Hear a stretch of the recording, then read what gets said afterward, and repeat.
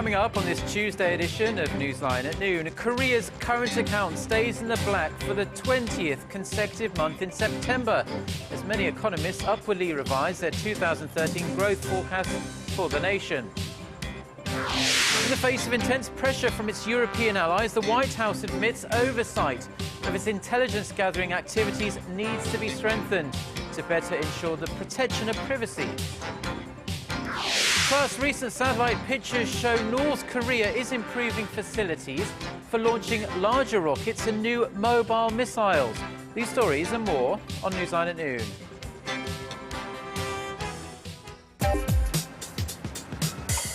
Where's the best place for bibimbap?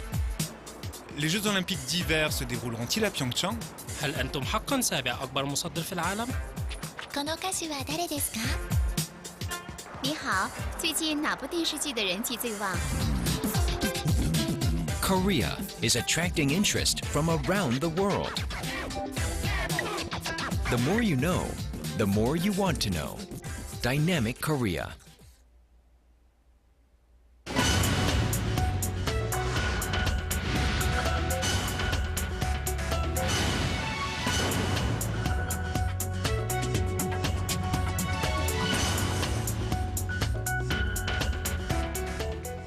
Thanks for joining us. You're watching Newsline at Noon. I'm Choi Yuzan in Seoul. Very good to have you with us. I'm Mark Brew. And we start with some pretty positive news on the country's trade front. Korea posted a current account surplus for the 20th straight month in September, with receipts exceeding payments by well over $6 billion.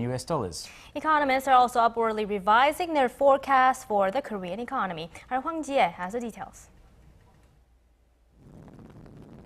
The Bank of Korea said Tuesday that the surplus in September's trade of goods and services stood at over $6.5 billion, up by nearly $1 billion from the previous month.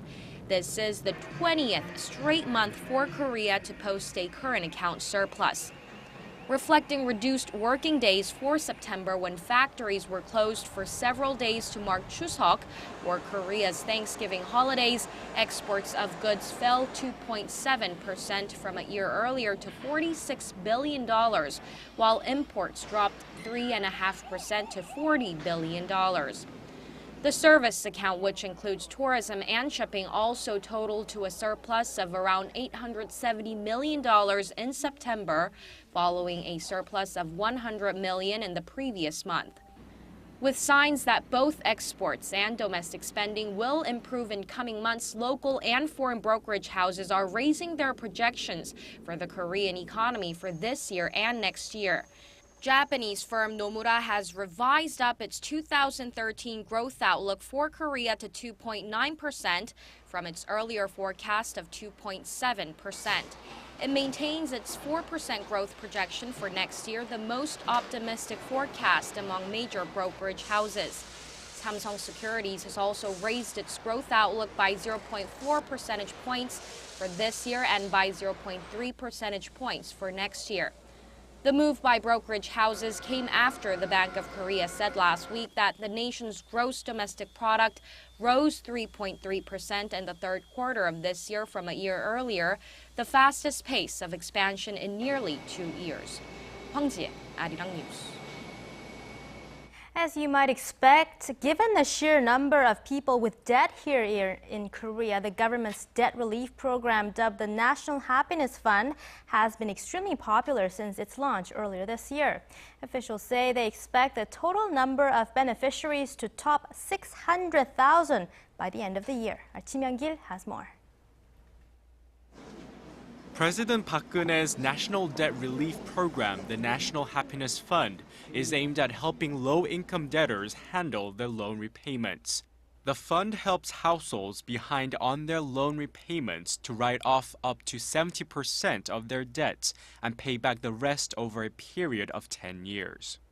So far, around 210,000 people have applied for the program, and at this rate, officials expect the total number of beneficiaries to top 600,000 by the end of the year. The Financial Services Commission says that as of October, around 190,000 delinquent borrowers have benefited from the fund. An official said that although individuals can't apply for debt relief programs directly to the government from next month, the fund will continue the programs through financial institutions for the next 5 years. However, some say that while the debt relief program is a helpful way to help low-income people get out of debt, people may start to regard the fund as a government handout to people who try to live beyond their means. Kim Young-gil, Arirang News. Today marks the 50th anniversary of the country's Savings Day. The tendency to save up for the future or just for a rainy day played a large part in Korea's transformation into an advanced economy over the last few decades. However, the rate at which Koreans tuck money away has tumbled in recent years. Our Yoo reports. Members of the Women's Savings Federation have taken to the streets calling on everyone to get a savings bank book. This is a scene from a savings campaign in Seoul some 40 years ago. Fast forward a few decades to this Tuesday, which marks the 50th anniversary of Savings Day since it was first designated back in 1964. Citizens' savings played a big role in lifting Korea from poverty into an advanced economy. A big role indeed, as the nation's household savings rate rose from 5% in 1964 to over 24% by 1988. But as of last year, the figure has slumped to a mere 3.4%, much lower than the OECD average of over 5%. And out of the 25 OECD member states, Korea ranked in the bottom tier at 18th place as of 2011. One of the reasons for the falling savings rate is the low interest rate offered by local banks. Over the last 12 months, over $17 billion has been taken out of time deposits as people search for alternatives with higher returns. High living expenses and the rising level of debt are also placing a heavy burden on households. There's nothing to save. The education costs for my children and the price of goods are all too high. How can we save? Experts say real wages are standing still, leaving people with no room to save.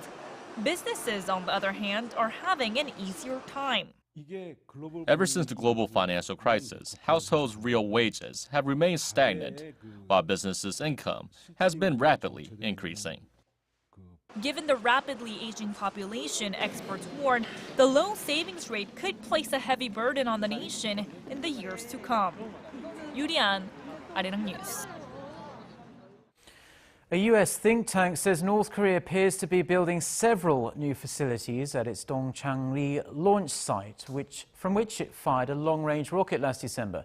Our Defense Ministry correspondent Han Da-eun has the details.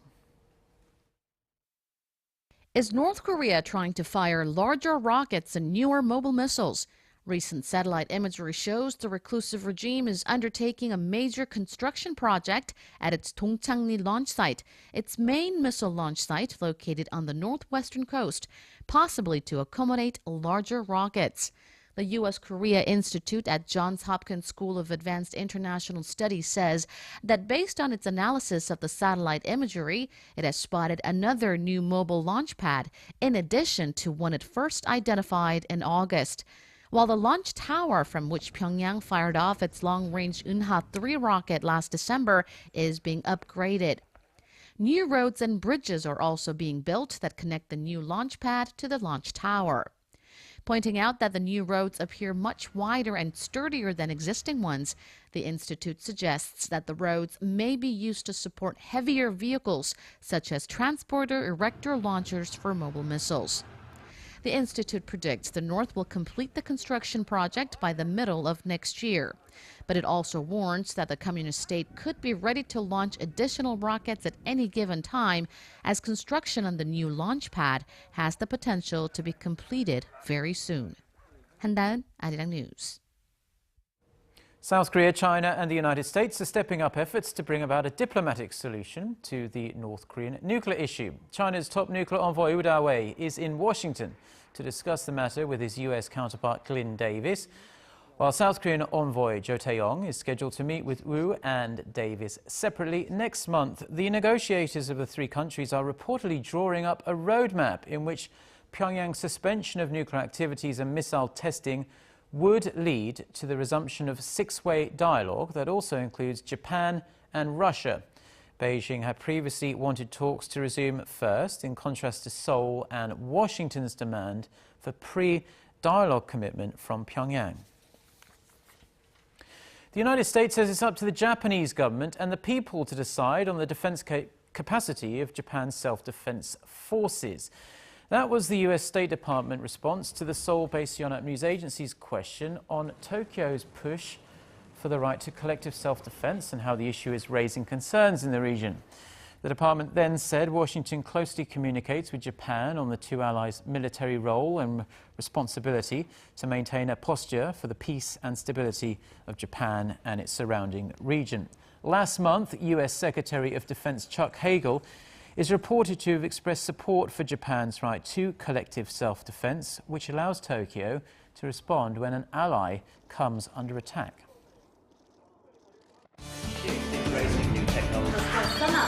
For your fill of Korean and international news. Join Chae Yu-sun and Mark Broom every weekday at lunchtime. Newsline at noon. Plenary session this Wednesday and vote on the government restructuring bills. The White House has admitted for the first time that new constraints may be needed on the way the U.S. gathers and uses intelligence. The admission came after Spain became the latest country to protest U.S. spying on its citizens. Our Kim Hyun-bin has the latest. The White House said Monday that it will review its surveillance activities and consider toning down their scope, but emphasized that intelligence gathering played a crucial role in identifying and breaking up terrorist plots. These capabilities are part of the reason we've been able to foil numerous terrorist plots and adapt to a post-9/11 security environment. At the same time, with new capabilities, we recognize that there need to be additional constraints on how we gather and use intelligence. The Obama administration is coming under intense fire over allegations the U.S. National Security Agency tapped into German Chancellor Angela Merkel's mobile phone, as well as the phone calls, texts, and emails of hundreds of millions of people in France, Italy, Spain, and elsewhere. We understand that this has caused concern in countries that represent some of our closest relationships internationally, and we are working to allay those concerns and to discuss these issues. The admission came as Spain became the latest country to summon the U.S. ambassador to discuss the alleged spying on its citizens. Spanish newspaper El Mundo reported earlier this week that over 60 million phone calls made in Spain had been intercepted by the NSA between December 10, 2012 and January 8 this year.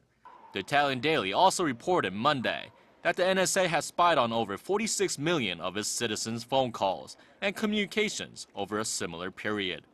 And in a related move, the German government is mulling plans to summon former NSA contractor Edward Snowden, who is currently under asylum in Russia, as a witness if allegations of the NSA spying on Angela Merkel goes to court. Kim Hyun-bin, Arirang News.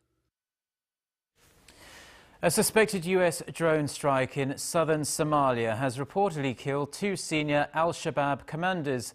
Eyewitnesses say the drone fired a missile that destroyed the militants' vehicle instantly as the two targets were headed to a major al-Shabaab base. One of the deceased is said to be al-Shabaab's top explosives expert, known as Anta. Earlier this month, U.S. Navy SEALs conducted a raid but failed to capture an al-Shabaab commander. Al-Shabaab is the main al-Qaeda-linked group in East Africa. The group carried out the attack on a Nairobi mall last month that killed at least 67 people.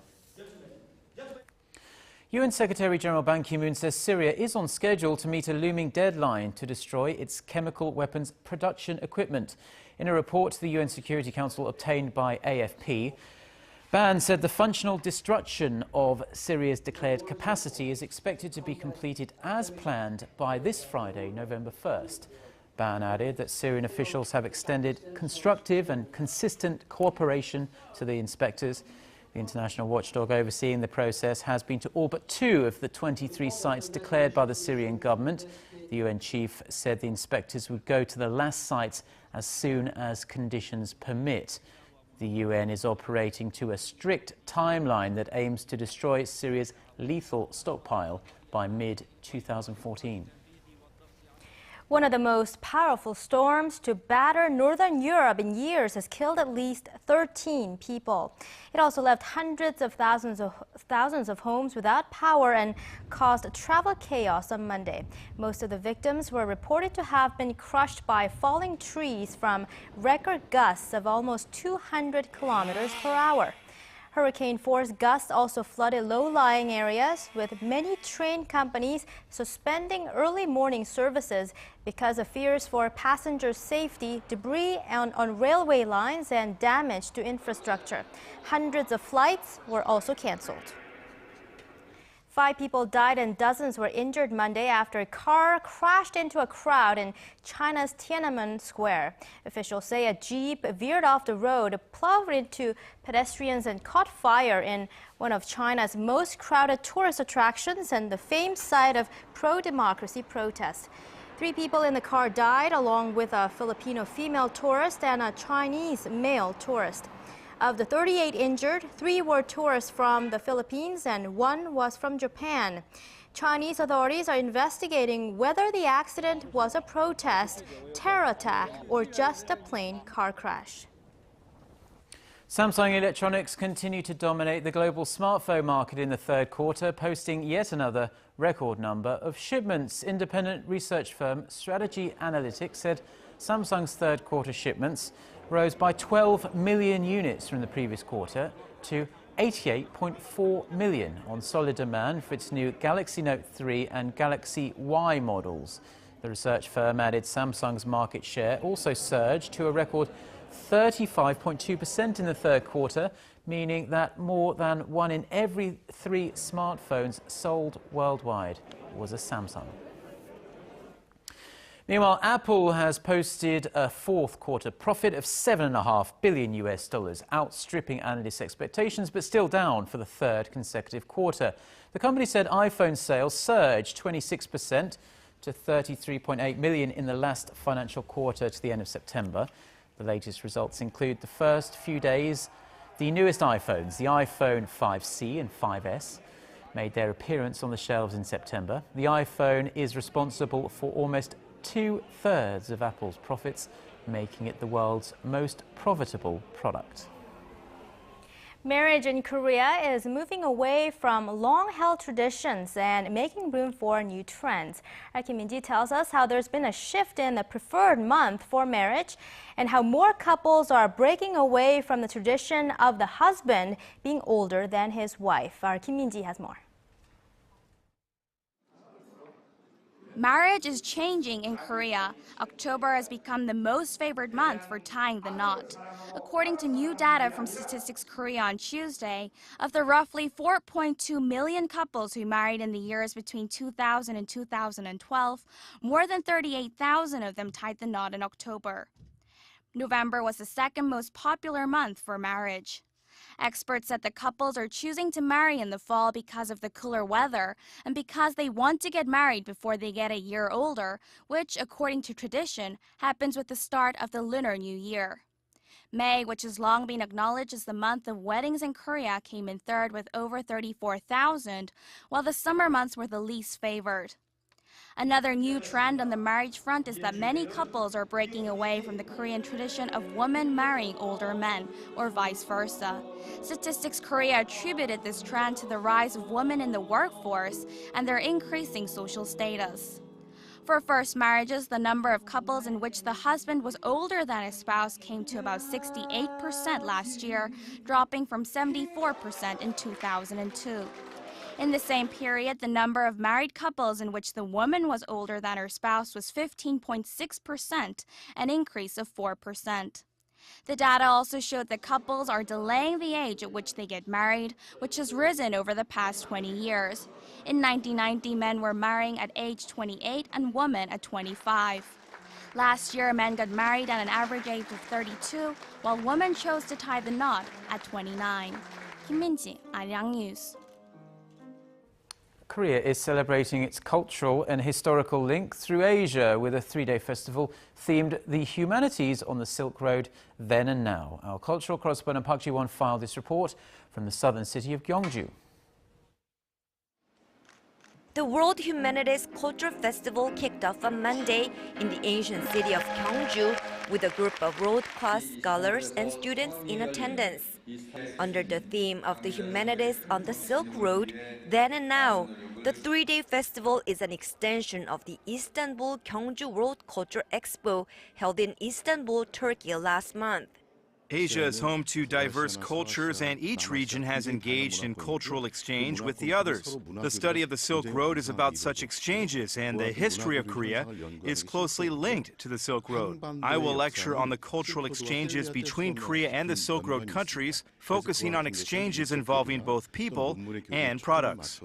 Co-organized by the Education Ministry and the National Research Foundation of Korea, the event is in line with the government's recent efforts to promote the humanities as an area of study that facilitates a deeper understanding of life and all other cultural creations. The humanities have been given new prominence under the Park Geun-hye administration, which has targeted cultural enrichment as one of its key national goals. As science and society advance, the demand for humanities is also growing because more people have begun to ask questions about the meaning of life, and they have a stronger desire for the pursuit of happiness. The three-day event combines cultural performances, such as this rare concert by Gayagum master and composer Hwang Byung-gi, with academic seminars and lectures. This year's Humanities Week also kicked off on Monday. The 7-day celebration features a host of forums, lectures, and events nationwide, giving the public a closer look at the humanities in all its forms. Park Ji-won, Arirang News, Gyeongju.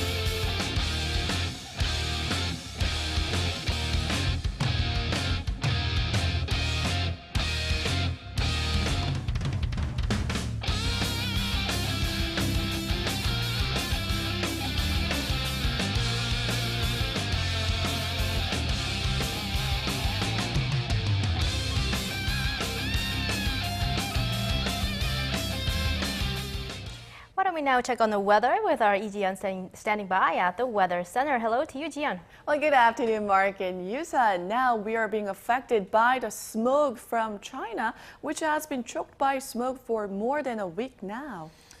Yes, I have a couple of friends in Beijing and they've been complaining very heavily about the intense smog they've been having there. Right, very high indeed, very uncomfortable. And I hear, in fact, that it's closing, schools will have to close and even roads and factories in some areas of the northeast. Right, and here in the capital area, the level of dust particles will be higher than usual this afternoon, so you should think about wearing a mask when going out today, or might be a good idea to stay indoors and make sure to give a special attention to children and the elderly. Now, there's still a chance of showers in the Seoul metro area this afternoon. The rainfall should be fairly sporadic, but there could be a bit of thunder along with it, and make sure to have your umbrella handy because the rain could be more polluted than usual. And yes, those showers will bring temperatures down into the mid-teens, so be sure to dress warmly before heading out. But the rest of the nation will have a beautiful stretch of fall weather down in the southern provinces with a glimpse of sunshine. Tomorrow, the fine autumn weather will continue across the nation, but the high will hardly make it into the 20s. In fact, this burst of late autumn weather will persist for the rest of the week. Afternoon highs will be hovering upper teens with a great amount of sunshine. So with that in mind, let's take a look at the readings for this afternoon. The afternoon high in Seoul will make it up to 16 degrees Celsius, which is 61 degrees in Fahrenheit. and Daegu and Busan will get up to 21 and 22 degrees respectively. And it looks like Jeju will enjoy a fine autumn day with a high of 20, while Daejeon tops out at 19. But there's a gloomy day in store for Mount Kumgang today, which will see a high of 8. Now that's all for Korea, and here's the global forecast for viewers around the world.